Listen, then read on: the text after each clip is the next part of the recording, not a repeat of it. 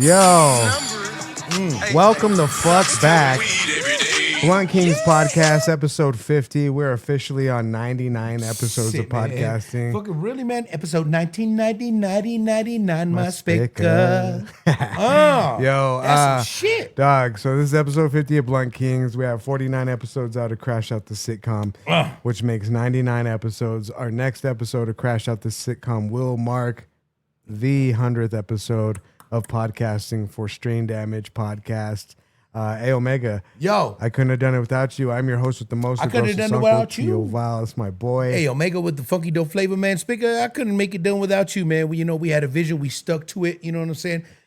We knew it, the force. spirit, the energy, you know what I mean? When we and you come together there and we create a plan and a good blueprint, we gonna fucking kill him every time, man. I promise it there. We gonna fucking make sure we land it out to the end, Spicker. Straight the fuck up. I'm so proud of what we've done. You know, like you said, we set a goal. We stuck to it. We didn't give a fuck about the views. We didn't care about everything. What the fuck we were talking about. Yeah, we just went off and we wanted to do something that deprograms everybody. And I know we said this a lot, but I want to keep saying it because we do get new viewers every single week. And so happy and so blessed for all those. Speaking of those, this episode is brought to you by Bisco Cheetos, the illest brand in New Mexico. Make sure you guys check out for the adventures of Cheeto and all the apparel coming soon this year in 2026. We're also brought to you by High Desert Relief, the premier cannabis dispensary of New Mexico. Make sure you guys hit Pod 5 off to get $5 off any location, any purchase. We're smoking on that Tropicana Cherry number 8, feeling super great tonight. We're also brought to you by Polite's Bodega there. If you're looking for anything, accessible for the smoke shop, you're looking for something for your, your Puffco, you need some glass, you need maybe you broke your banger, you know what I'm saying? Maybe you need something like that there. Maybe you just need a pack of cigarettes for Aunt Lois. You know what I mean? It's all good there. Go check them out. Tell them that A Omega and fucking Val sent you, man. We're also brought to you by X7 Supply, ISM 817, and Lotus Fightwear for all of our apparel. They're on hiatus, you know. We had to give them a little break for the 4th of July weekend. So we will have new shirts coming in next week and the weeks after that. So make sure you guys go check them out on Instagram for all your apparel. They are the clothing brands that make your clothing brands a clothing brand. You know what I'm saying? So if you need a one and done for a concert or you need 1,000 for your merch booth, make sure you guys hit any of my guys up. That's Lotus Fightwear, ISM 817, and X7 Supply on Instagram.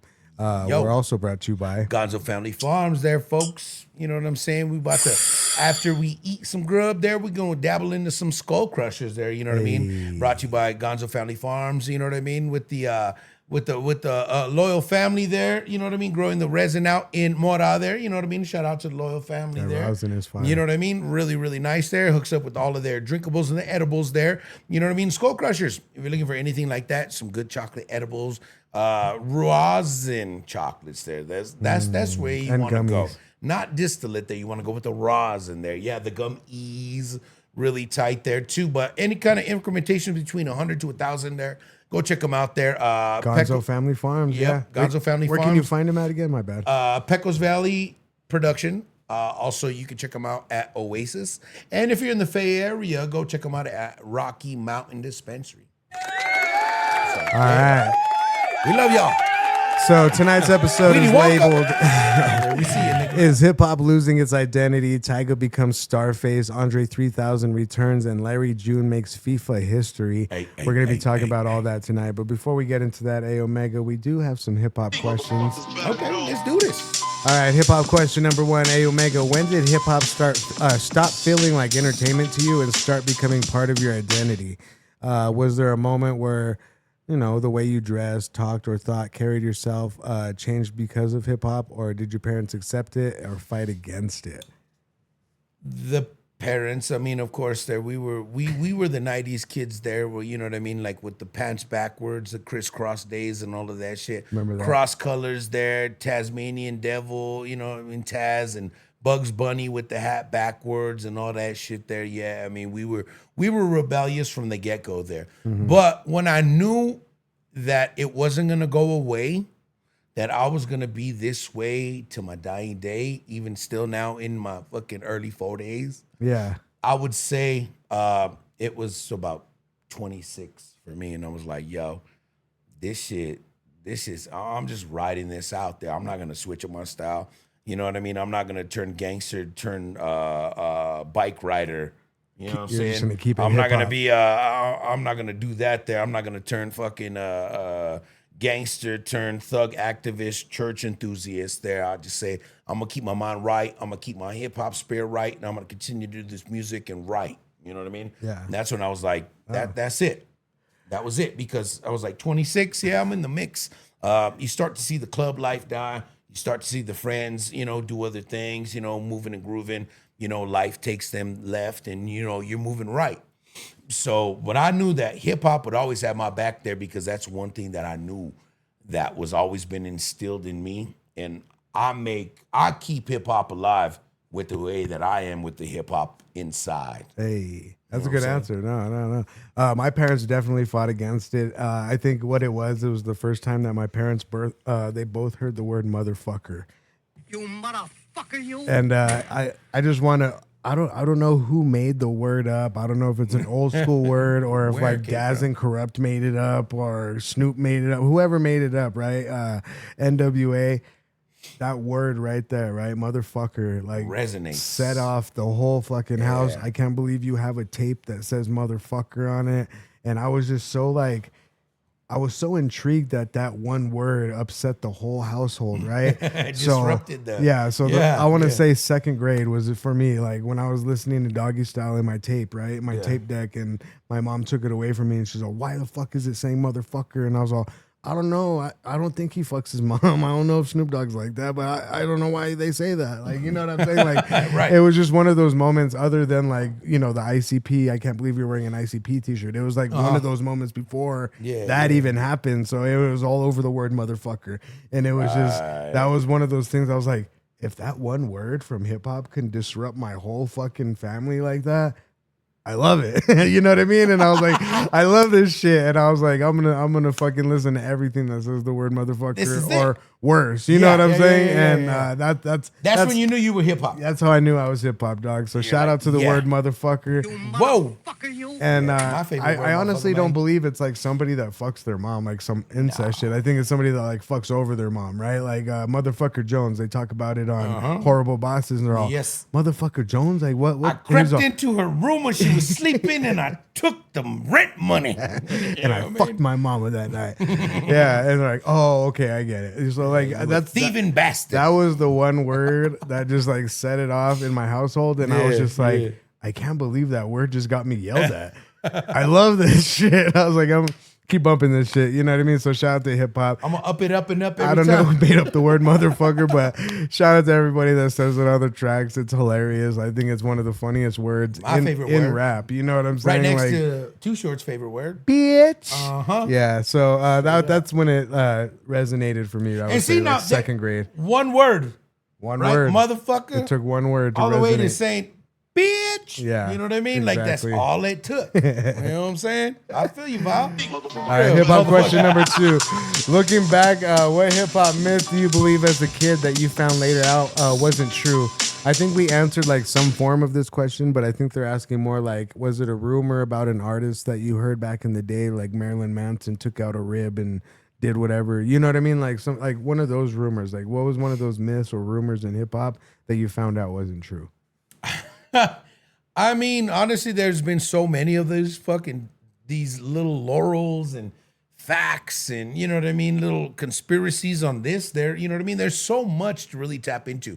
I mean, we've been subdued to so much of this shit over the years. Right. You know what I mean? It's like really hard to fucking pinpoint what's really going on. You know one that broke my heart, honestly, is like, you know, they always said that Too Short was a pimp. I know we were talking about Too Short like a couple seconds ago. Yeah. So that made me think about this. Like, I found out that he was never a pimp, that he wanted to put on that persona, and then he just he found out that going with that like bitch and talking about cocktails and stuff like that was getting him a lot of attention. So he ran off with that tangent of, you know, Too Short the pimp and this and that. You know what I'm saying? Right. And then, you know, you find out later on down the line he's married with children, and you're like, damn, Too Short. Like, You MC gustoed me. that was one of the myths that I thought was like you were the biggest player in the game. You know what I'm saying? But I'm like, Gusto. no disrespect at all. Like, No. there's nothing wrong with having a family, but it was just one of those things. You're like, damn, Too Short isn't a pimp. Like, you know what I mean? Like, damn, that was one of the myths. That So like, I mean, I'm thinking of like somebody particular that back in the day were like, yeah, man, he was a gangster. No, nigga was a lawyer, right? Was it Oh, like, who was the that? Fuck, you know what I'm saying? Like, I'm thinking about that one. Or like,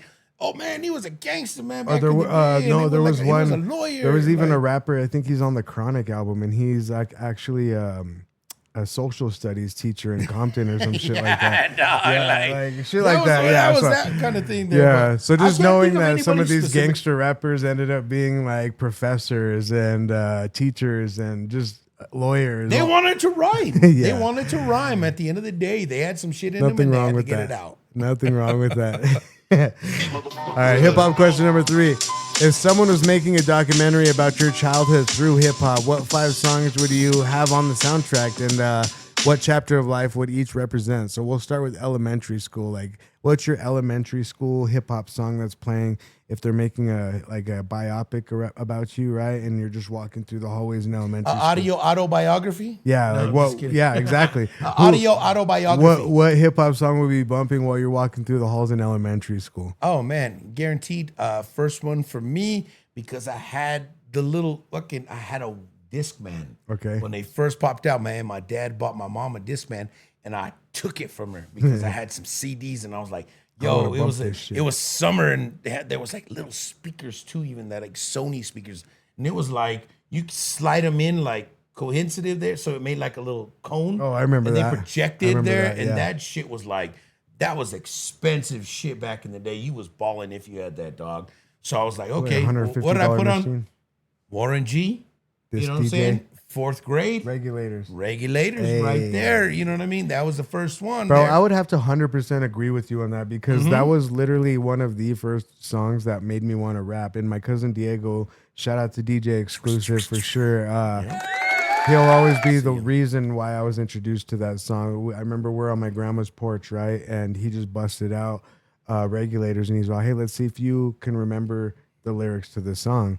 And we spent all night literally rehearsing the lyrics of the song, and that's just what introduced me to, you know, the flow, the rhythm, the cadence, and the just presence of hip hop in my life at the time. So I would agree with that. I think that'd be awesome. Like that'd be cool. It'd be showing like a split screen, right? And both of us are doing 2 totally different things in elementary school, but the same song's playing. And that song would be Regulators for sure. All of us were there, man. I mean, everybody who was anybody at that time there because we listened to the fucking radio. Yeah. We were all in the same frequency and the same fucking wavelength. So trip out on that shit. Yeah. You know what I mean? Like, y'all don't listen to radio. I still do. Now this is where it gets interesting. Middle All right. school. What's the middle school song that's playing in the background while you're walking down the middle school hallways? That depends, man, because it was so fast in middle school with me. Because it was right in the transition where Biggie died and Pac died, and everything was coming to play for the East Coast real heavy. I would say mine would be like East 99 Eternal, right? Anything from that album playing, maybe Mo Murda, you know, Land of the Heartless or some shit like that. Be bumping in the hallway while I'm walking down. I got you there. The one that I got there for sure. I remember my homeboy, man, Little Rob, Little AKA Rob. not that Little No, I Rob, know. but another Little Rob, man. He went to the Hastings and he jacked the fucking little small sleeve of like the 12 pack of all the same CDs. Oh yeah. And he went to school and sold them. And I bought 2 CDs from him that fucking day, man. And it was motherfucking Ghetto Dope. Master P, shout out Master P. And It's Dark and Hell is Hot. DMX. Okay. Those are those ones for me in junior high right there. I would say that one too. Like Rough Riders Anthem would be Oh, playing. dude, that just first started, Mixture man. of Rough Riders Anthem. Smoking Newports in my friend's house when we were 13 or 14 there, and his parents let him smoke. Fuck yeah. Shout out to Sam Espinosa. All right, high school. I think me and you are both gonna have the same one, dog. High school, I Dog. believe it's gonna be anything from Bizarre Mafia. or 3-6 Mafia when the Mafia smoke there. clears, right? Yo, because fucking that was the first time ever we had fucking ICP and 3-6 Mafia on a song together. Yeah. That's when we was like, And that set it we're off. fucking done. So We was just like, another crazy click, I would say, Just would be another- yeah. the high school song that both Amen of to us that shit. both of us would be bumping at that shit. First Love, dude. And mine's hilarious, by the way. First love. So whenever you had your first love, dog, whatever part of time of life that was, what song represented that in the soundtrack? I got you there for sure. MC Hammer. He had a song on that fucking first MC Hammer called "Tell Me Have You Seen Her." Ooh, Tell me that's a have you good one. seen her? That's way better than seen mine. her? Mine was Jaw Rule. Every little thing that we do. Oh shit! It was just I remember that song. First time I had a real girlfriend that lasted longer than a year. It was like in middle school. I had puppy love. I was Puppy Love crushing shit. hard, man. She said it. she said that was our song, and I was like, I'm down. I was like, I don't care. I was like, you're my chick. You could choose the song. Right. But yeah, it was every little thing that we do should be between me and you. Got you there. Type shit. Every little thing that we do. Yeah. And I think the other one too, whatever other one that came out right after that. But anyway, first job. My first job was at Cliff's. Your first job was at what? The Corn Dog Plus? No, fuck. No. I mean, first job literally there. I was 13 years old there. My auntie hooked me up there. I was supposed to be 14 years old by worker's permit legally there. Lied a little bit. You know what I'm saying? I was actually doing room service at a hotel in Santa Fe. Courtyard by Marriott. Oh, okay. You know That was your first job? Yeah, man. Oh, I go sick. and deliver all the room service, and I do all the busing in the, you know what I mean? The little cafe. So what area for the food. what song represents that era? Oh, fuck. That was shit. 13, 14 there. That was still Biggie, Pac. Hypnotize. That was still that time there. Hypnotize and like hit 'em Yeah, up. because it was like 96, 97. Okay. You know what I mean? Yeah, Like, I that was sounds about right. barely old My enough. first job was at Cliff's, and I ran the fucking bumper cars, right? And the Okay. song, What year was that? I want to say, What music were you playing? Because I want that'll to tell say you what year. 2000. I want to say 2000. Okay, you were in the fucking Y2K. So yeah, Yeah. so I want to say the song that I remember the most out of that year was "Body Yaddy" by Jay-Z and R. Kelly from Best of Both Worlds. Oddly enough, it was one of the songs that I would play when people would go into the bumper cars. Remember I told you I made that mix one time? And it was just one of the songs that I put in the mix, and I would use EJ sounds to block out all the bad words. the bad words there. Yeah. So yeah, "Body" by Jay-Z and R. Kelly. That shit was a fire hit back then, dog. And then come to find out they're pieces of shits later now. But you know what I'm saying? But whatever. All right, first heartbreak. Oh, this was ugly. I hate to admit mine on this one. All right, first heartbreak hip hop song, or it could be an R&B one, because you know me and you dabbled in R&B and we liked R&B. You know, so the reason I say that is because mine is one. But yeah, first heartbreak. What would you say the song that would represent that era for the soundtrack of A Omega? Oh, the one over and over and over and over and over again as a teenager, as a young Spicaro. Ooh, la, da, do. No. It was fuck, man. He could sing that song really good. The other one would be fucking Avant. Oh, with that Separated. girl. No, Oh, separated okay. there. Now that we're separated, Yeah, that one. we don't like one another. yeah. Mine, and this is, I can't believe I'm even admitting That one gave me this on chills camera. even saying that shit. Yeah, I know. Mine's gonna be Keisha Cole. I should have cheated. Oh, shit. Because Okay. and hear me out. The reason why I go chose ahead, that man. is because the first heartbreak that I ever got, she broke up with me because she thought I cheated, which I didn't. And so that song came out like literally like the month after that, and I was just like, I should have.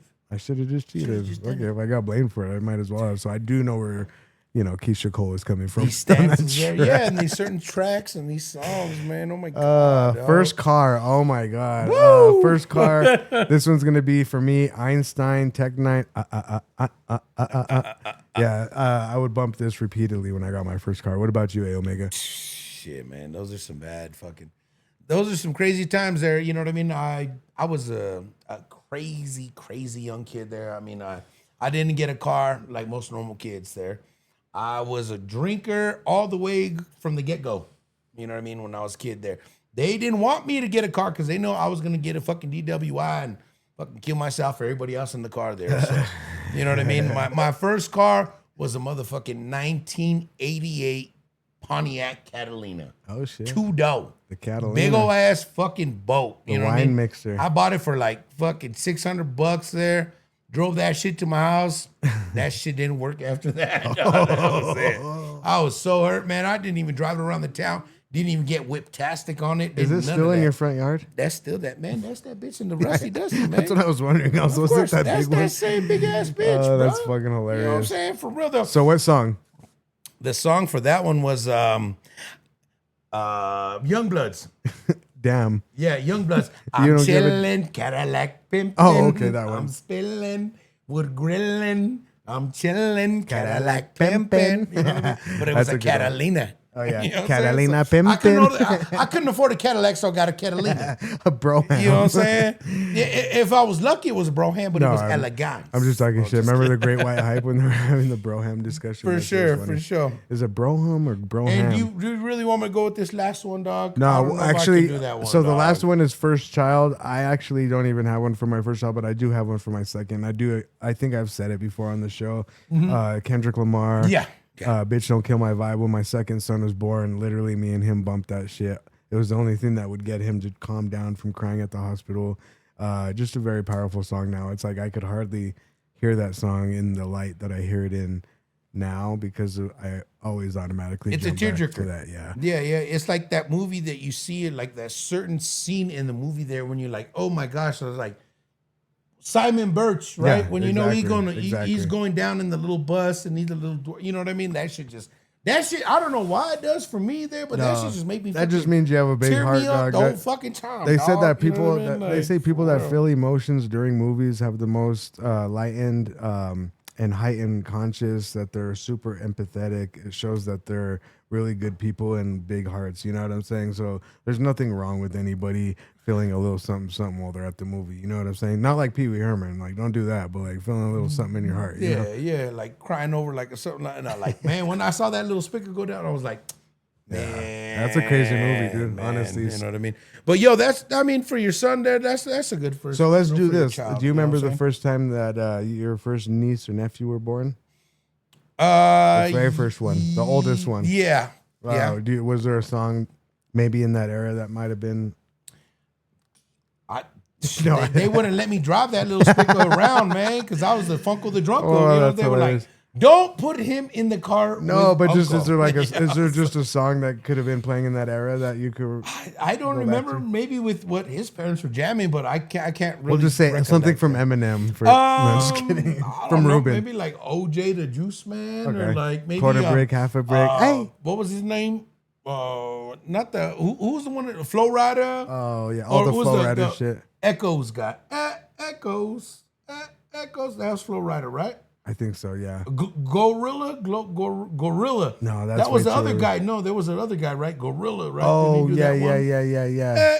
Echoes, right? Didn't And do he also something? did that like an oddball perp, right? Yeah, he did he was like an Atlanta rapper Yeah, there for yeah, sure, but he only yeah. had like a little small stint Yeah, there. I remember I think that they were doing that because they had them small ass fucking thin phones that looked like ice cream sandwiches, and remember it had all the keys in this shit.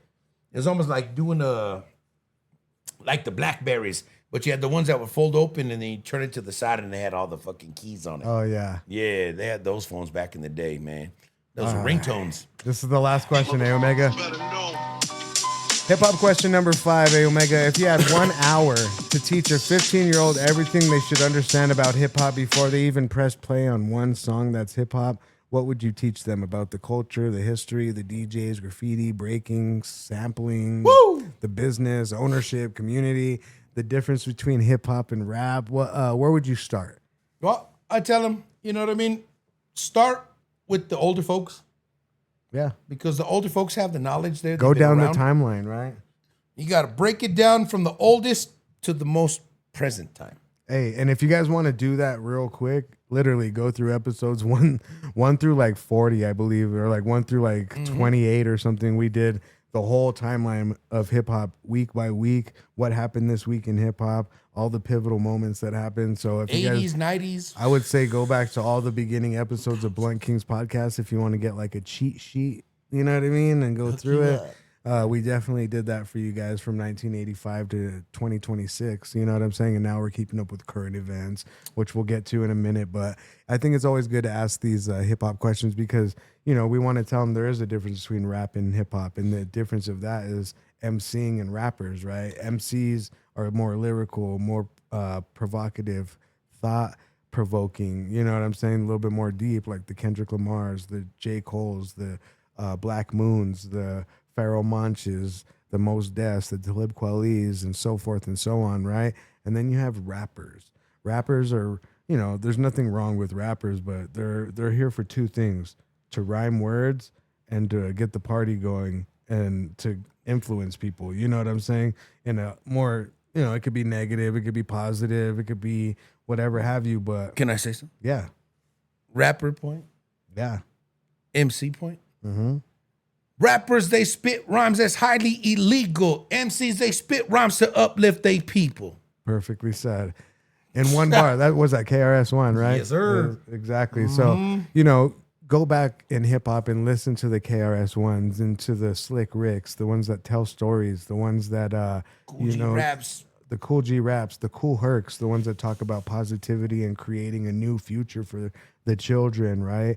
And then, you know, those are MCs. The rappers, they're the ones that kind of, you know, they make songs to make money and they do what the labels tell them basically, and they make negative music and they make things that Low frequency. are low frequency, honestly. You know, MCs are always going to be the conscious ones and rappers will always be the unconscious ones. You know what I'm saying? The puppets, if you will. And We you know, don't fall in that grill because the beans fall through the grill when you put it on the fucking shit. get for to know real. your DJs, get to know your graffiti artists, get to know all of your Community. break dancers, get to know what it is to really sample a song. You know, pay your dues. Make sure you guys pay for your sampling and all that, so you don't get flagged or Make sued something for anything. original.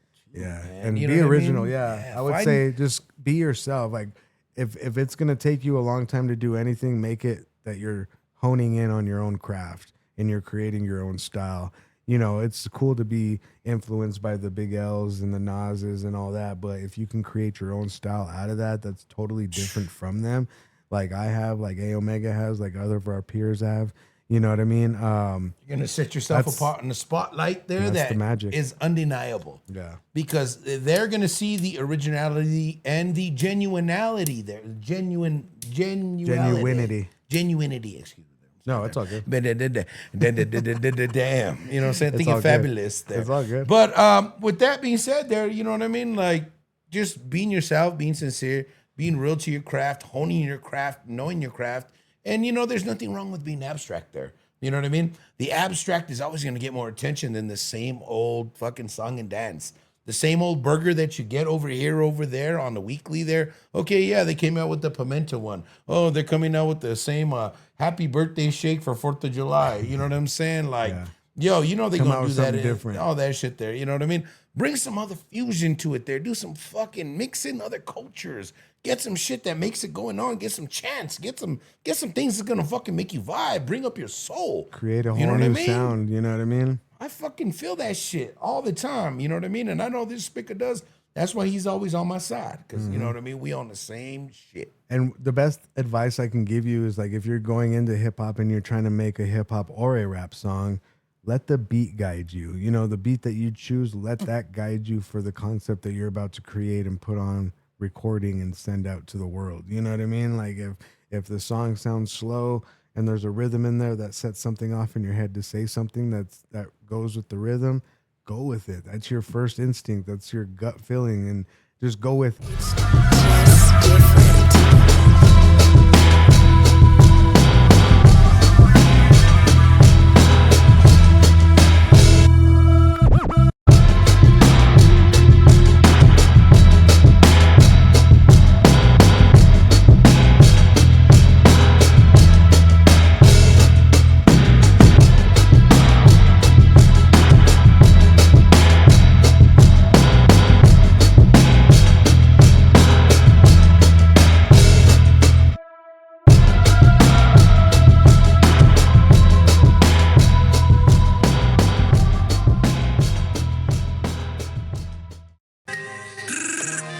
Yo, Welcome back to another episode of Blunt Kings Podcast, episode 50. I am your host with the most, the grossest uncle, T.O. Val, and as always, it's my homie. Hey, Omega with the funky dope flavor, aka the funk of the drunkle. You already know what it is there. We getting it in, yo. Episode 1999, 99 podcast episodes, 49 episodes of Crash Out the Sitcom, 50th episode of Blunt Kings Podcast, which makes our next episode of Crash Out the Sitcom our 100th episode of podcasting.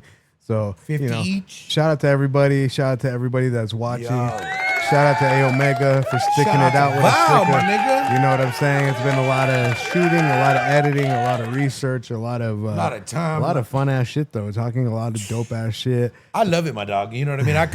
I couldn't have it any other way, man. Talking shit with my best friend, smoking blunts, doing things, pulling people out on their shit. I love it, man. That's what we do, man. How we don't you bite not our do tongues this? for nobody. We don't, Fuck you. Yeah, we don't put no censor bars on none of this shit. So if we don't like you, it's probably your fault. And if you don't like us, it's probably your fault. Awesome. Yeah. All right. Which brings us to topic number one. Yo, shout out Larry June, man. Good job, Larry June, he brought out the ball for the FIFA World Cup. Huge day for lifestyle hip hop artist Larry June. Shout out to the king of the oranges and the smoothies from Blunt Kings Podcast. Shout out to Larry June. Doing numbers, baby. Yeah, he definitely served as Adidas Stadium captain before the round of 32 match between the United States men's national soccer team and Bosnia. As part of the role, Larry June walked out the official FIFA World Cup match ball onto the field before the kickoff. Super huge for hip hop, super huge for Larry June. That's fucking G'd up. And then he's so very cultured, you know what I'm saying? Yeah. Like a lot of the stuff Everybody there, loves Larry June. You know what I mean? If you don't know Larry June here in the United States there, everybody in fucking Europe knows who the fuck Larry is there. You know what I'm saying? Good job, Larry. You know what I'm saying? And I mean, just not with that, but his multiple runs with these different artists there. You know what I mean? Like with Alchemist. You know what I'm saying? Doing shit with Currency. Doing shit with Pilo. You know, the Bay Area. I mean, this cat is very seasoned there, especially early on. And you know what's crazy is like his lifestyle rap is what got him everybody's respect, right? Like he's the first rapper to say, get up, exercise, make a smoothie, make sure your taxes are straight, make some money, ride your bike, collect some dope ass cars and call it a fucking day. You know what I'm saying? Shout out to Larry June. He's always been one of my favorite artists since the first time I heard Larry. So and then he has a shoe contract with Adidas, yeah. Yeah, that's what I'm saying. So if you get some Larrys, Adidas Larrys, let us know, man. You know what I mean? Let us know if you got Adidas Larrys coming soon. The Adidas Larrys. No, but for saying, real, baby. Shout out Larry June. This is a huge landmark for lifestyle rap. You know what I mean? He didn't have to do anything other than talk about his lifestyle, and look where it's gotten him. It's gotten him to bringing out a game ball at arguably the biggest sports event in the world. That's bigger than Super Bowl, man. I mean, especially like I said, you multicultural, man. Like the soccer people are stepping it up, you. like when they're with the people that they're picking for these rappers to come out on stage. You know what I mean? Like Future, Larry June, and shit like that. They're stepping it up for sure. I think they're getting more in tune. Like, and they know, you know, the people that are actually like not involved in shit, you know, not involved in scandal. Not involved in controversy there, but it's still a good role models. Yeah. You know what I mean? And that's the thing. You know what I mean? At the end of the day there, you want somebody to look up to. You want somebody to say, hey, you know what I mean? We are impressed by what they're talking about or the way that their mindset is set on and their pattern of thinking. That's true. You know what I mean? Yeah. That's intriguing to me. Shit, I don't know if it's intriguing to you, but I mean, like, I want to talk to him more. Yeah. I'd love to sit down and have a conversation with, hey. See what Larry has to say. You know what I'm saying? But yeah, no, shout out to Larry June. I think that's super huge for not only you, but for hip hop as well. Just a big landmark for, hip hop in general, independent hip hop, people that are doing it by themselves. Right. And for the fans, you know what I'm saying? So shout out to Larry June once again. And that was FIFA, right? Yeah. That was game round 32. It was USA versus Bosnia. And what's up with the world one, man? What's up with the one in the US of A, man? Because yesterday was 4th of July, man. Oh, yeah. So the actual U.S. World Cup opening ceremony in Los Angeles featured performers including Katy Perry, Future, Anita, Lisa, Rima, and Tyla. Okay. So the viral clip is real. Larry June was honored by Adidas and FIFA as the stadium captain and presented the official match ball. So yeah, dude, shout out to fucking Larry June, man.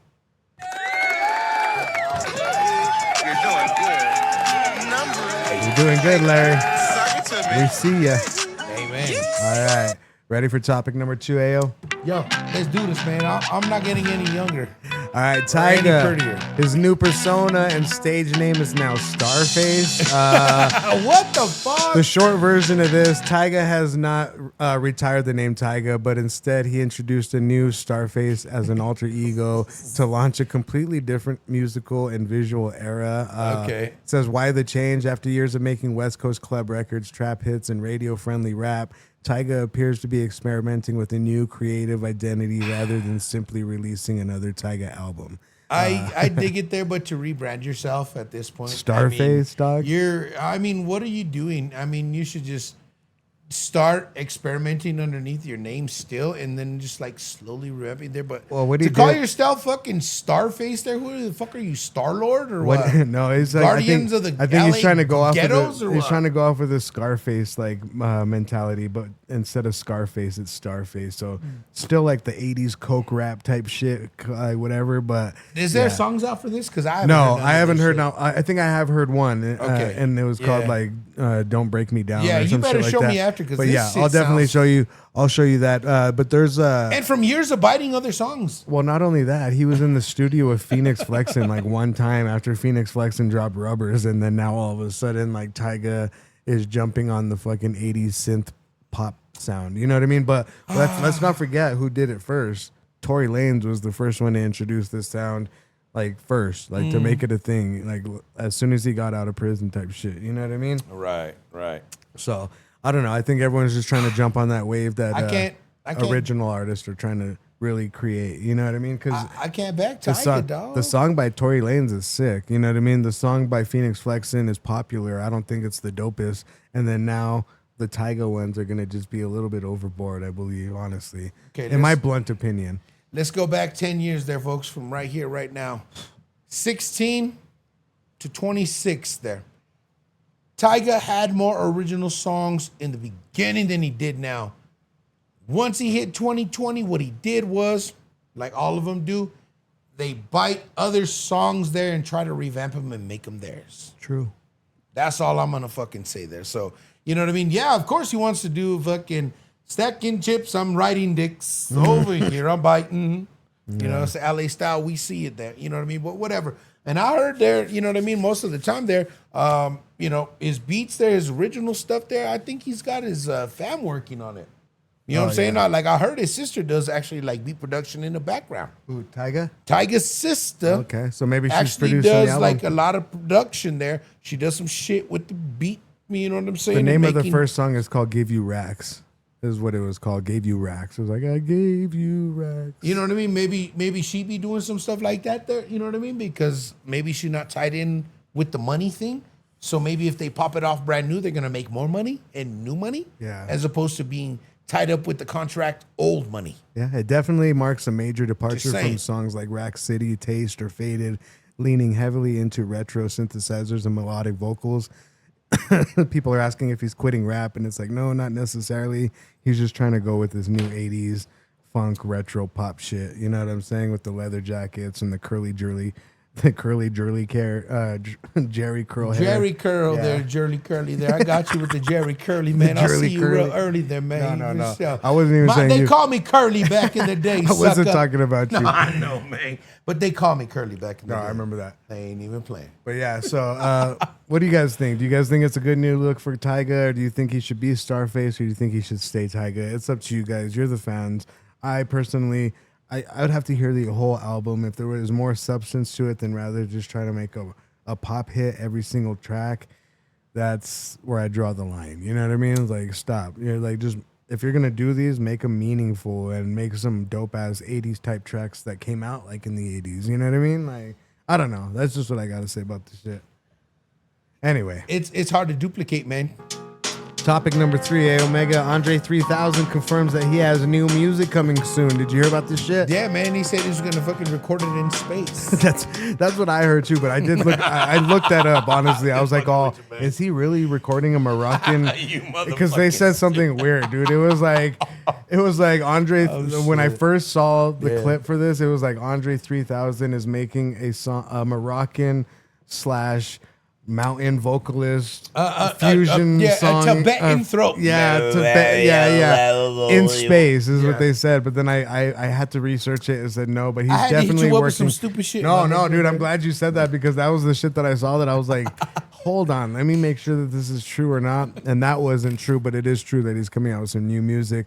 He's tired of everybody talking shit. Yeah, a lot of people know Andre 3000 for his lyricism. The reason why I believe... Watch this nigga come back and kill everybody. Oh, dude, he's going to slaughter it, dog. Watch this nigga come he's back gonna and slaughter it, bro. Gonna, it's just words to him, dog. He's been playing the flute for so long. Imagine if he was practicing his verses through the flute and we didn't even know that. Yeah, and he's just putting words to it this whole time and we didn't even know what he was doing, and now we're gonna find out. You know what I'm saying? So shout out to Andre 3000, definitely in my top 5 dead and alive for sure.